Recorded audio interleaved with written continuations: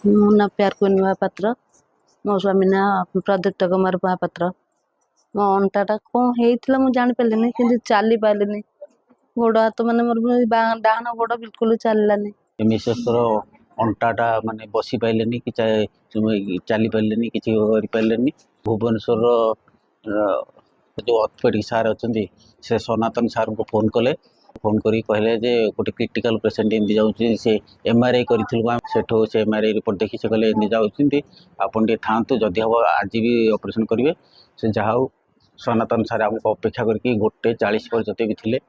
ଆମେ ତାଙ୍କୁ ଆସିକି ଦେଖିଲୁ। ସେ ଦେଖିଲା ପରେ ସେ କହିଲେ ଆଜି ତ ଆଉ ସେ ପୁଣି ଯାହା ହଉ ସେଦିନ କହିଲେ ନାଇଁ ଆଉ ଏମିତିଆ ପେସେଣ୍ଟକୁ ଆଉ ପଠେଇ ହେବନି ଘରକୁ, ପୁଣି ଆଜି ବେଡ୍ ଆଡ଼ମିସନ୍ ହେଇଯାନ୍ତୁ, ସୋମବାର ଦିନ ଫାର୍ଷ୍ଟ ଆୱାରରେ ଆମେ ଅପରେସନ୍ କରିବା।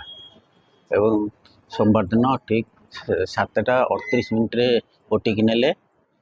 ସାର୍ ବି ଆସିଥିଲେ ହେରି, ଅପରେସନ୍ କଲେ। ଅପରେସନ୍ ସକ୍ସେସ୍ ହେଇଛି।